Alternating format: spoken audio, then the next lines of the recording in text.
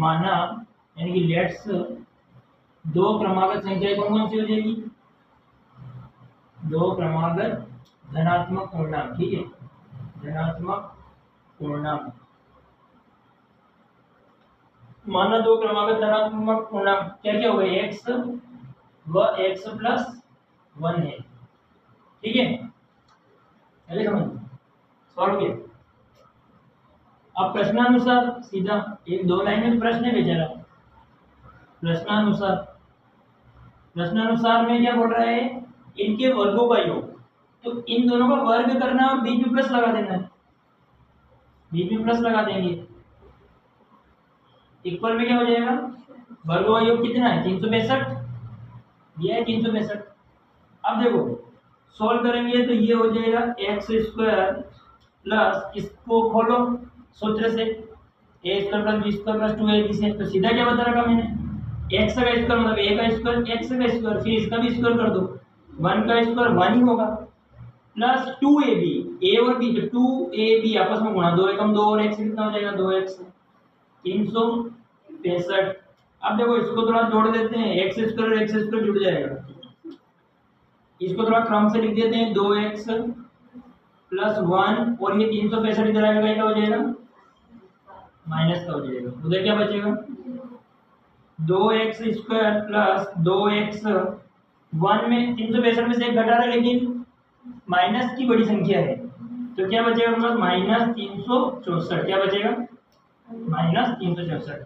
2 को कॉमन निकाल दो, एक्स स्क्वायर प्लस एक्स यहाँ से बचा माइनस 2 एकम 2, कॉमन निकालते तो भाग लगता है ना, फिर 2 8 16 और 2 2 4, 182, ठीक है। अब देखो ये दो इस पूरे के गुणे में हो गया, तो ये इसके बटे में जाके क्या हो जाएगा? खत्म, शहीद हो गया। मतलब कुल मिला के अगर अपन इसको ऐसे नहीं भी लिखे, सीधा अपन क्या कर रहे हैं? 2 को कॉमन निकाल रहे हैं, वो खत्म हो गया, हमारा एक समीकरण बन गया। अब यहाँ से हम इसको क्या करेंगे? गुणनफल विधि से यानी वेक्टर मेथड से हल कर लेंगे। अगर अपन ऐसा नहीं भी करें ना, आप इसको आगे गुणा भी करो डायरेक्टली, तो देखो क्या करेंगे? एक्स स्क्वायर लिखेंगे माइनस 182 लिखेंगे। अब 182 एकम 182, दो टुकड़े करने के लिए वो संख्या कौन सी होगी?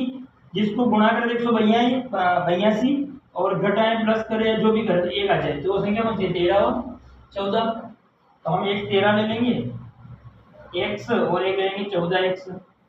अब चिन्ह लगाएंगे तो प्लस का एक चाहिए ना अपने को, तो इसका चिन्ह प्लस और इसका माइनस, तो यहाँ से कॉमन निकाल लो, x माइनस 13, यहाँ से जो निकाला है वो का वो यहाँ लिख दो, ऐसा ही सेम लिखो माइनस 13। अब वो चिन्ह एक जैसे हैं तो कॉमन क्या निकल रहा है? प्लस, चिन्ह एक जैसे हैं प्लस लगा दो, 14 कॉमन।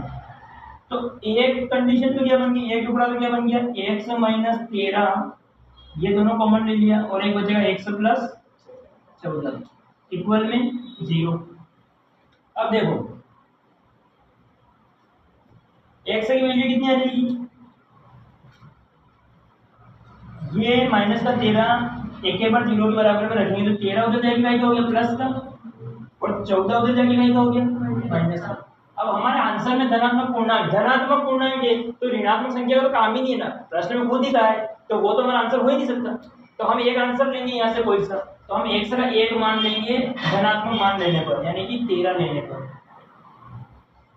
तो 13 लेने पर हमारा सवाल ही हो गया, तो दो धनात्मक पूर्णांक है, तो पहला तो x का मान आ गया, तो अतः दो धनात्मक क्रमागत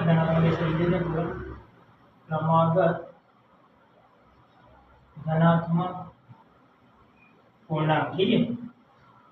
तो पूर्णांक क्या हो जाएंगे? पहला तो हो गया x था, तो x से क्या हो गया? 13।